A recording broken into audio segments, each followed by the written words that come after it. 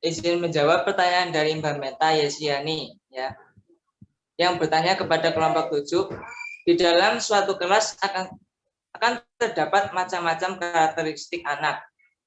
Menurut Anda metode apa yang paling tepat untuk menghadapi anak didik tersebut?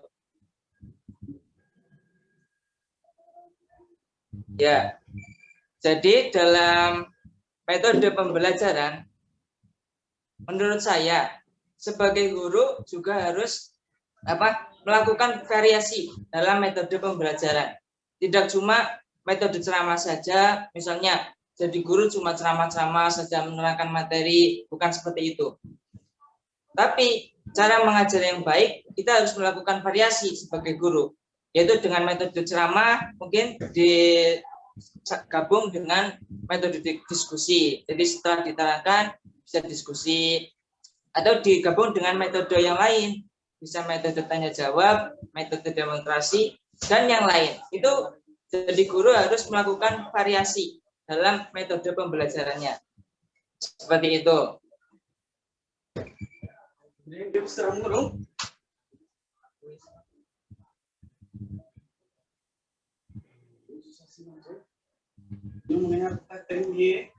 Oke, bagus sekali. Moderator, ayo sinyalnya hilang lagi ya ini ya. Coba saya lihat nih. Ya, moderator ini, Bu. Oh ya, oke. Kalau ini susah sinyal jadi dompleng gitu. Oke. Barusan yang menjawab Mas Ahyi ya? Oke. Ya, baik sekali untuk Mas Ahyi ini. Dari teman-teman lain, monggo. Adakah tambahan atau masukan lain? Monggo.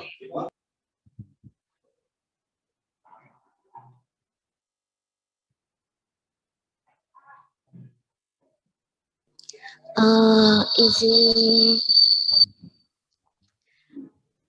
kepada Mas Ahyi, berarti kesimpulannya itu guru harus bisa menyesuaikan metode apa yang baik digunakan.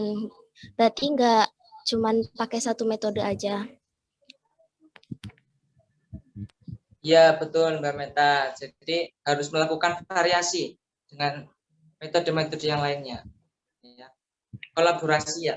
Ya bukan variasi lah, melakukan variasi dalam metode pembelajarannya. Di samping ceramah juga diskusi, tanya jawab, seperti itu Mbak Meta.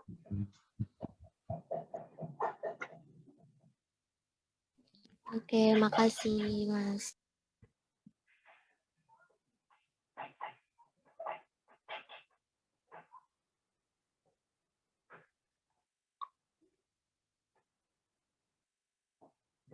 Ya, alhamdulillah pertanyaan dari Mbak Meta ini sudah jelas. Monggo pada pemateri bisa menjawab pertanyaan selanjutnya ini.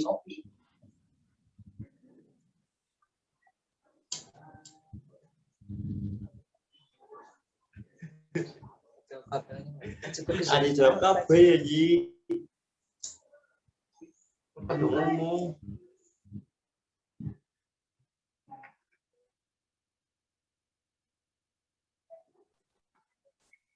Oke, saya dari kelompok 9 akan menjawab pertanyaan dari Mas Atin. Strategi apa yang dilakukan oleh guru ketika anak sering mengamuk dalam proses pembelajaran? Kita lihat dulu anaknya itu seperti apa. Kita lakukan pendekatan dulu, Mas Atin. Saya pernah menangani orang yang dia itu sebenarnya nggak gampang marah, tapi ketika dia disenggol dia wajib marah gitu. Karena seperti itu saya lakukan pendekatan. Yang pertama tanyain dulu. Perlahan tanyanya dia mau akan terbuka. Nah setelah terbuka kita akan mengetahui kenapa sih kok dia suka marah. Dia akan terbuka kan. Saya itu nggak bisa kalau disenggol sama teman. Nah setelah itu solusinya adalah kita mendekati teman-teman yang lain yang suka jahil. Bahwasanya anak ini tuh nggak boleh seperti itu. Kayak gitu. Yang pertama pendekatan, yang kedua kita harus lebih sering bertanya sama dia juga, lebih ke perhatian kayak gitu. Karena mungkin orang-orang yang emosional itu dari keluarganya, orang yang sering bertengkar, atau teman-temannya nggak ada yang mau jadi dia emosional kayak gitu. Intinya dia harus ada pendekatan khusus. Kayak gitu Mas Adi. Oh iya Mbak, terima kasih pertanyaan. Jawabannya lanjut saya.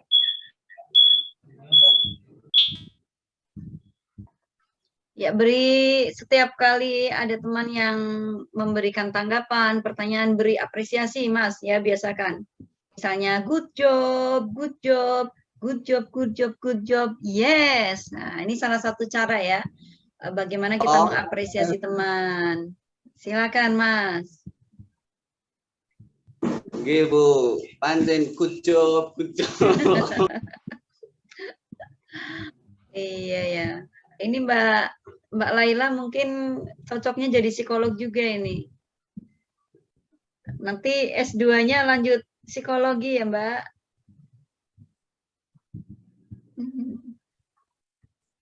Ayo lanjut, Mas. Nanti saya beri penguatan. Kita sampai jam berapa ya? Sampai jam berapa, Mbak Laila? Sampai jam 11.10. 11 Bu, 11 Wah, ini berarti sudah saatnya saya memberi 10. penguatan dong kalau begitu. Oke, pertanyaan yang lainnya tadi apa, Mas? Ini dulu, Mas, bacakan ulang, Mas. Yang sudah terjawab barusan kan pertanyaan metode apa yang paling tepat ya? Yang dijawab Mbak Laila kan sama Mas Ahyi tadi. Coba yang lainnya pertanyaannya apa, Mas, tadi, Mas? Kegagalan problem based learning tadi ya? Belum terjawab apa sudah itu? Apa sudah terjawab barusan? Saya barusan kurang terlalu fokus. Oke. Saya mencoba menguatkan ya. Yang pertama tadi sudah ditanggapi oleh Mas Ahyi, bagus sekali. Ya, jadi kita harus melihat karakteristik peserta didik.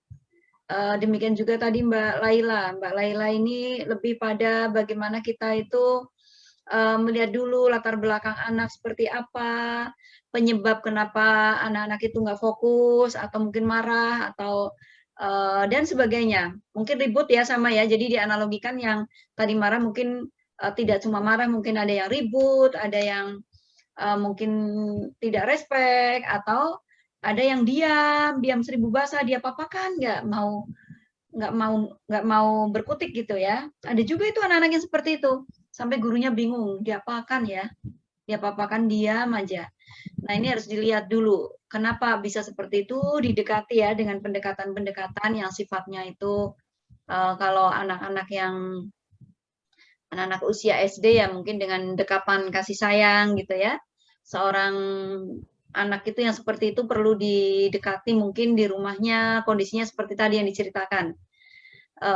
Mungkin ada problem-problem yang menyebabkan dia itu kemudian menjadi pemurung, pemarah, pendiam, dan seterusnya.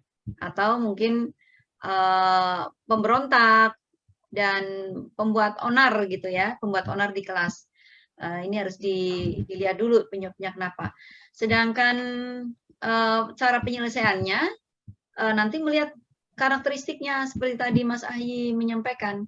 Jadi anak itu ada kecenderungan dia lebih suka di treatment dengan cara apa gitu ya. Misalnya begini, ada anak-anak tuh ada yang nggak suka kalau diceramain. Kalau anak yang tidak suka diceramain, berarti cara ngajarnya juga jangan diceramain. Ada anak yang kalau salah tidak suka ditegur, tapi mungkin dengan cara tidak ditegur, misalnya langsung dia itu ditunjukkan dengan sikap-sikap ya, dengan contoh-contoh. Ada juga yang seperti itu. Ada tipe anak yang sama sekali tidak suka kalau kesalahannya itu ditegur. Dia bakal membuat kesalahan yang baru gitu ya. Nah, ini juga harus dilihat ketika nanti dia belajar, guru juga harus menyesuaikan bagaimana cara membelajarkan materi. Karena ini ada kaitannya dengan karakteristik peserta didik.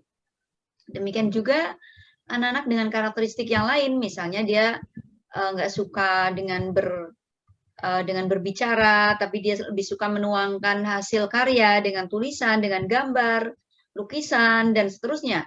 Ini juga harus disesuaikan ya. Jadi kesimpulannya, tidak ada satupun metode yang tepat dalam segala situasi. Ya. Tidak ada satupun yang tepat dalam segala situasi. Semuanya pasti akan sangat bergantung pada pertama karakteristik peserta didik, kemudian kondisi lingkungan, kondisi materi. Kondisi materi juga sangat berkaitan erat. Karena ada materi yang cocok dengan metode apa, tidak cocok dengan metode apa, begitu kan? Tuh ya. Kemudian tadi pertanyaannya, kenapa sering terjadi model problem based learning ini tidak sukses ya, tidak berhasil. Saya malah tergelitik ini, kepengen bertanya kepada yang tanya ini. Kenapa muncul pertanyaan seperti itu? Pasti ada sebabnya kan? Saya malah tertarik menggali kenapa ada persoalan seperti itu. Siapa tadi yang bertanya? Ya, ini pertanyaannya bagus banget soalnya. Tadi yang bertanya siapa? Saya, Bu. Siapa, Mbak? Siapa? Aini. Mbak Aini. Mbak Aini, biasanya orang bertanya itu sudah tahu 50% jawabannya. Saya tertarik banget pertanyaan ini. Ini pertanyaan yang jarang sekali ditanyakan oleh mahasiswa. Jadi saya kira ini pertanyaan yang sangat smart, bagus. Maka saya mau bertanya Mbak Aini, kenapa bisa muncul pertanyaan itu Mbak Aini? Karena pernah terjadi yang bagaimana gitu? Belum pernah terjadi sih Bu, tapi melihat keadaan sekarang dengan model pembelajaran daring kan mungkin anak-anak masih susah untuk dengan metode memecahkan masalah begitu.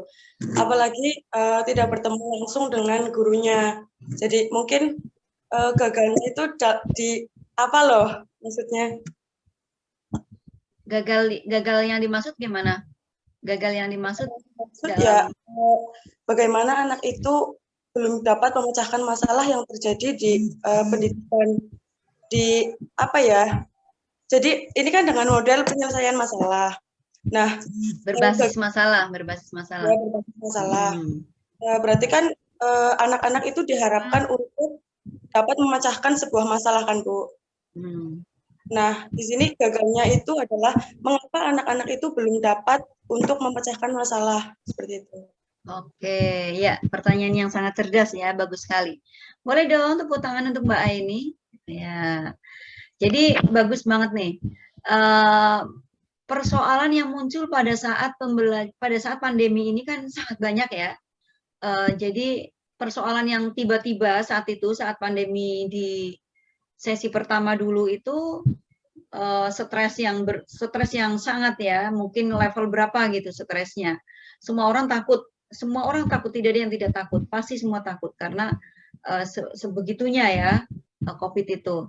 Kemudian di sesi yang kedua orang sudah mulai pasang ini strategi.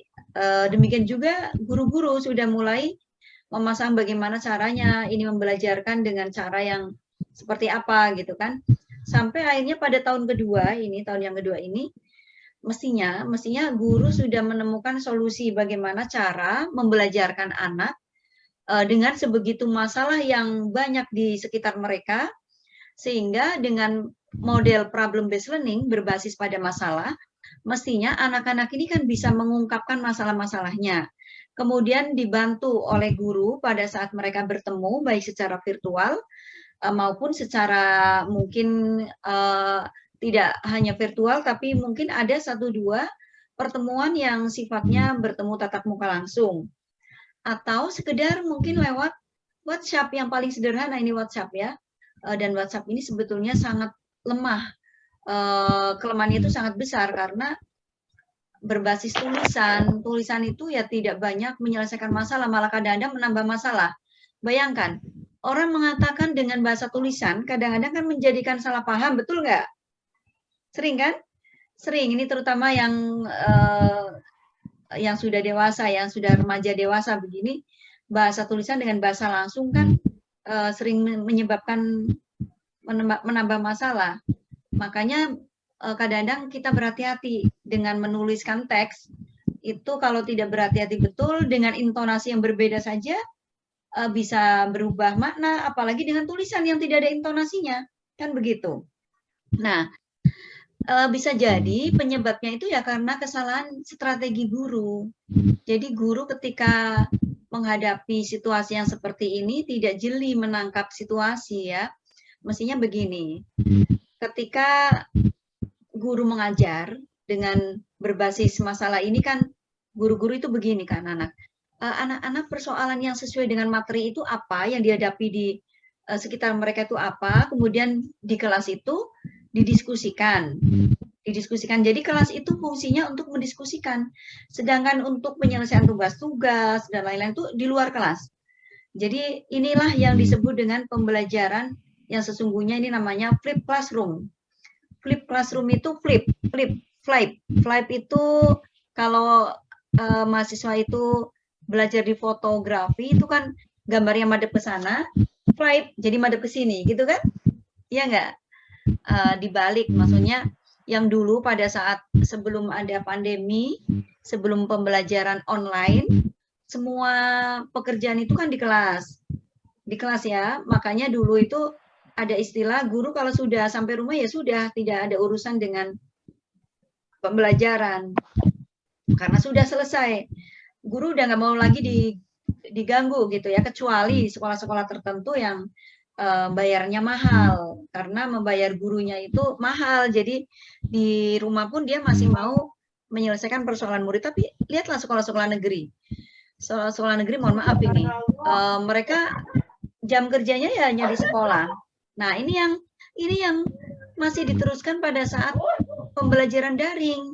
Harusnya nggak seperti itu, harusnya tidak ada lagi di kelas itu tas-tas atau tugas-tugas itu diselesaikan, tapi di kelas itu, baik kelas seperti ini nih, kelas seperti ini maupun kelas yang offline, itu untuk mengkonfirmasi. Contohnya begini, ada persoalan sulit apa di lapangan, atau ketika kemarin mengerjakan tugas, mahasiswa saya kan sering ya menanyakan begitu ya, kendala apa yang ditemui oleh mahasiswa ketika membuat proyek gitu kan. Artinya di ruang ini kita hanya akan konfirmasi, hanya akan berdiskusi, hanya akan mencoba menyelesaikan persoalan yang dialami oleh mahasiswa, oleh siswa, sehingga bukan lagi di sini tuh, ayo kerjakan sekarang ya, 3.1 dikerjakan. Nah, ini nggak efektif namanya.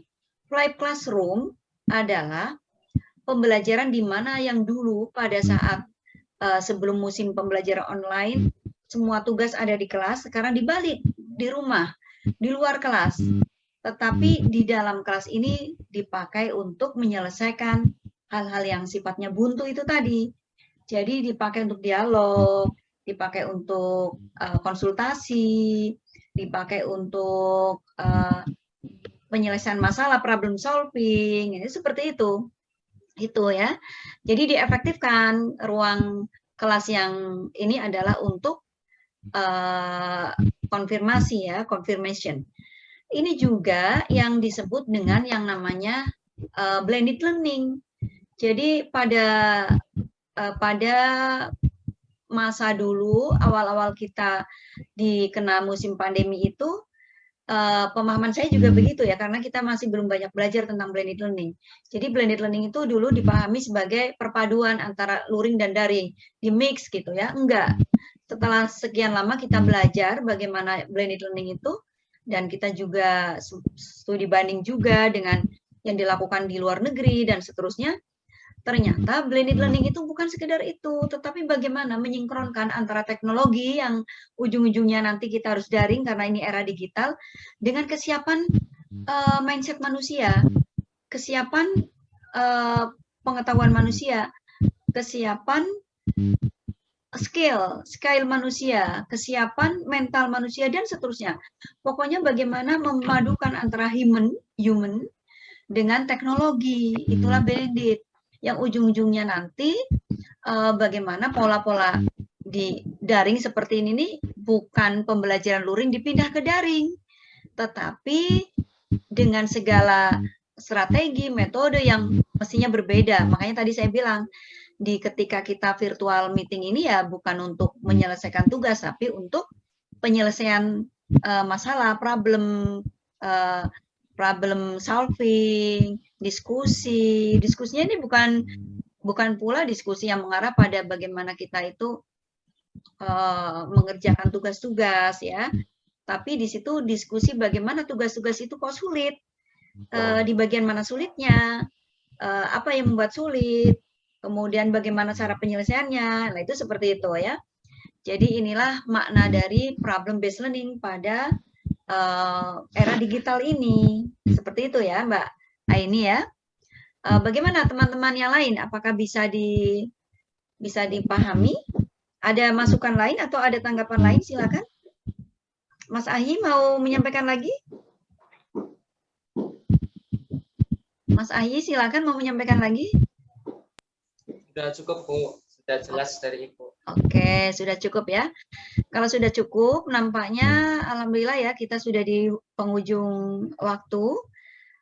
Dan jangan lupa besok juga, oh ya ini, saya mau menyampaikan tadi lupa terkait dengan tugas-tugas mahasiswa. Tadi yang dipakai oleh mahasiswa referensi tentang metode pembelajaran itu jadul banget. Itu belum ada nuansa teknologinya. Jadi pada musim daring ini metode itu sudah sangat bervariatif, sudah sangat banyak bagaimana kita tuh menggunakan basic IT. Tadi yang disampaikan itu zaman Nabi Musa banget itu. Ya. Jadi nanti direvisi lah, diperbaiki dengan model-model kekinian gitu ya. Kita nggak usah lagi berkutat tentang ceramah, demonstrasi, kemudian apalagi itu sudah lewat. Sekarang kita bagaimana membuat agar pembelajaran yang berbasis IT ini tetap bisa mengedepankan nilai-nilai akhlak, karakter. Nah itu yang seperti itu ya, yang mulai dikaji.